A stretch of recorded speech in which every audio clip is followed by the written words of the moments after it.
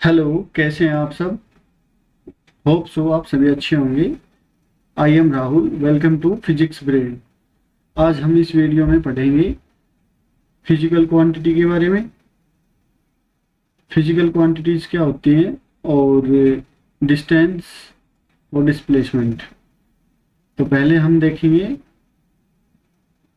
Physical quantity. Physical quantities क्या होती हैं? Those quantities which can be measured.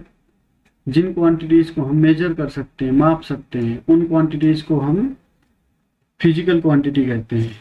जैसे कि डिस्टेंस हो गया, डिस्प्लेसमेंट हो गया, मास हो गया, टाइम हो गया, ये इसके कुछ एग्जाम्पल हैं। फिजिकल क्वांटिटी टू टाइप्स की होती है। एक तो होती है स्केलर क्वांटिटी और एक होती है वेक्टर क्वांटिटी। अब हम देखेंगे कि स्केलर क्वांटिटी क्या होती है और वेक्टर क्वांटिटी क्या होती है। यहाँ पे मैंने स्केलर क्वांटिटी ली है, यहाँ पे वेक्टर क्वांटिटी। मैंने दोनों को साथ लिया है ताकि आप डिफरेंस करके एक साथ अच्छे से समझ पाओ। तो पहले हम देखते हैं स्केलर क्वांटिटी क्या होती है। A physical quantity has only magnitude is known as a scalar quantity. जिस भी किसी फिजिकल क्वांटिटी का सिर्फ मैग्नीट्यूड होगा उसको हम स्केलर क्वांटिटी कहेंगे। और स्केलर क्वांटिटी की कोई डायरेक्शन नहीं होती, इट हैज नो डायरेक्शन। ठीक है ना। जिस भी फिजिकल क्वांटिटी का सिर्फ मैग्नीट्यूड होगा लेकिन डायरेक्शन नहीं होगी उसे हम स्केलर क्वांटिटी कहेंगे। इसका ये कुछ एग्जांपल है, लेंथ हो गया, मास हो गया, टाइम हो गया, ये बहुत सी हैं। ये मैंने कुछ एग्जांपल के तौर पर यहाँ पे लिख के आपको समझाई है। ठीक है, अब हम यहाँ पे देखेंगे वेक्टर क्वांटिटी क्या होती है। Vector quantity those quantity which have magnitude as well as direction. जिसका मैग्नीट्यूड भी है और जिसकी डायरेक्शन भी है उसको हम वेक्टर क्वांटिटी कहेंगे। ठीक है ना। ये इसके कुछ एग्जांपल हैं, डिस्प्लेसमेंट हो गया, वेलोसिटी हो गई, फोर्स हो गया। ठीक है, समझ गए होंगे। अब हम देखते हैं डिस्टेंस क्या होती है। देखिए, डिस्टेंस एक सिंपल से वे में आप लोगों को समझाऊं कि ये दो पॉइंट्स के बीच में जो लेंथ होती है उसको हम डिस्टेंस कहते हैं। ठीक है, यहाँ पे हम देखते हैं ये टाउन ए है और ये टाउन बी है। इसके बीच में एक तो ये पाथ है, ठीक है, एक ये पाथ है, एक ये पाथ है। ये है 10 किलोमीटर,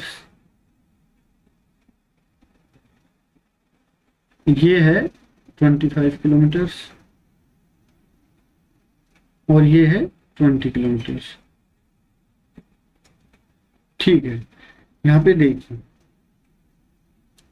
ये कोई पाथ है, इसकी डिस्टेंस है 25 किलोमीटर, इसकी इस पाथ की लेंथ है 10 किलोमीटर, इस पाथ की लेंथ है 20 किलोमीटर। तो जो ये इस पाथ की जो लेंथ है इसी को हम डिस्टेंस कहेंगे। ठीक है ना, इसकी ये जो लेंथ है इसी को हम डिस्टेंस कहेंगे। और डिस्टेंस है एक स्केलर क्वांटिटी है। Distance has a scalar quantity क्योंकि डिस्टेंस की कोई डायरेक्शन नहीं होती। यहाँ पे देखिए ये कोई पाथ है, ये वाला ये कोई पाथ है। इसकी हम अगर डायरेक्शन देखेंगे तो इसकी कोई डायरेक्शन हो सकती है, ये कभी ऊपर जा रहा है कभी नीचे जा रहा है, तो इसकी डायरेक्शन हम नहीं बता सकते। इसलिए डिस्टेंस एक स्केलर क्वांटिटी है, इसका सिर्फ मैग्नीट्यूड होता है। ठीक है, उम्मीद है आप समझ गए होंगे। अब हम देखते हैं डिस्प्लेसमेंट। डिस्प्लेसमेंट क्या होता है देखिए, पहले मैं एक एग्जांपल से समझाता हूँ। ये है रोहित गांव और ये है नितिन गांव। ठीक है, इसका एक पाथ तो ये है और इसका एक पाथ ये है, ऐसे घूम के ये है, और इसका एक पाथ ये है। इसकी लेंथ है 10 किलोमीटर, इसकी लेंथ है 15 किलोमीटर और इसकी लेंथ है 25 किलोमीटर। ठीक है, इसमें अब आप मुझे ये बताइए कि सबसे छोटी लेंथ कौन सी है। इसमें हम यहाँ देखेंगे, यहाँ 15 है, यहाँ 10 है, ये 25 है। तो सबसे छोटी लेंथ क्या यहाँ पे ये हो गई 10। तो किसी भी दो पॉइंट्स के बीच में जो शॉर्टेस्ट डिस्टेंस होगी ना, उसी को हम डिस्प्लेसमेंट कहेंगे। ठीक है, मैं यही आपको समझाना चाह रहा था इस एग्जांपल से कि किसी दो पॉइंट्स के बीच में एक डायरेक्शन के साथ जो भी शॉर्टेस्ट डिस्टेंस होगी उसी को हम डिस्प्लेसमेंट कहेंगे। अब मैं आप लोगों को इसकी डेफिनेशन दिखा देता हूँ।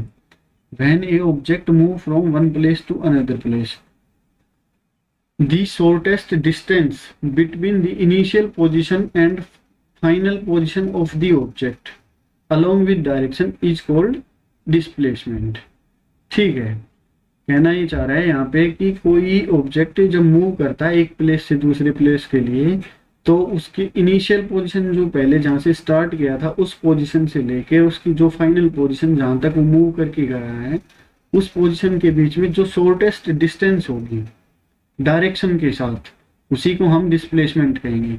तो डिस्प्लेसमेंट में मैग्नीट्यूड भी है और डायरेक्शन भी है, तो एक ये वेक्टर क्वांटिटी होगा। ठीक है ना, उम्मीद है आप समझ गए होंगे। चलो एक और एग्जांपल लेते हैं और उससे समझते हैं। यहाँ पे आप मुझे बताना कि डिस्टेंस कितना होगा और डिस्प्लेसमेंट कितना होगा। ठीक है,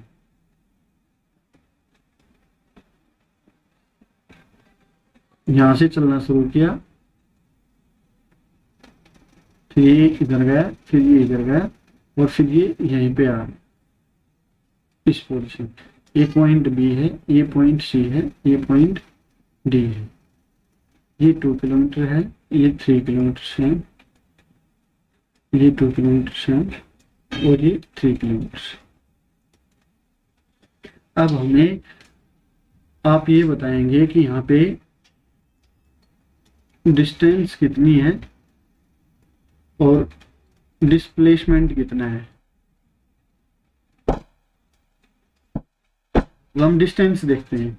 ये पॉइंट ए से चलना शुरू किया, फिर ये पॉइंट बी पे गया और पॉइंट बी से फिर ये पॉइंट सी पे गया, पॉइंट सी से फिर पॉइंट डी पे गया और पॉइंट डी से फिर ये अपने पहले वाले इनिशियल पॉइंट ए पे आ गया। तो डिस्टेंस कितनी हो गई, ए से बी के बीच की डिस्टेंस कितनी है 2 किलोमीटर, बी से सी के बीच में कितनी डिस्टेंस है 3 किलोमीटर, सी से डी के बीच में कितनी डिस्टेंस है 2 किलोमीटर की, और डी से ए के बीच में कितनी डिस्टेंस है 3 किलोमीटर की। तो ये टोटल डिस्टेंस कितनी होगी 10 किलोमीटर। अब हम डिस्प्लेसमेंट देखेंगे। देखिए, ये अपनी पॉइंट ए से चला और फिर पॉइंट बी पे गया, फिर पॉइंट सी पे गया और फिर पॉइंट ये डी पे आ गया, फिर वापस पॉइंट ए पे आ गया। तो पॉइंट ए पे आ गया तो इसने को मतलब डिस्प्लेसमेंट के तौर पे यहाँ पे कोई डिस्टेंस नहीं बची जो शॉर्टेस्ट डिस्टेंस हो। यह पॉइंट ए से चला था और पॉइंट ए पे ही आ गया, तो डिस्प्लेसमेंट कितना होगा यहाँ पे, चलो सोचिए और बताइए।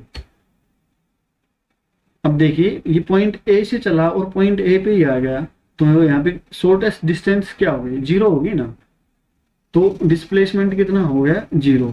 तो इस एग्जांपल से हमने क्या देखा कि डिस्टेंस कभी 0 नहीं हो सकती, लेकिन डिस्प्लेसमेंट 0 हो सकता है। ठीक है, उम्मीद करता हूं मैं आप लोगों को अच्छे से समझा पाया हूँ। अगर आप लोगों को ये वीडियो अच्छी लगी हो तो इस वीडियो को लाइक करें और मुझे सपोर्ट करने के लिए इस चैनल को सब्सक्राइब करें। मिलते हैं नेक्स्ट वीडियो के अंदर, तब तक के लिए बाय बाय, थैंक यू।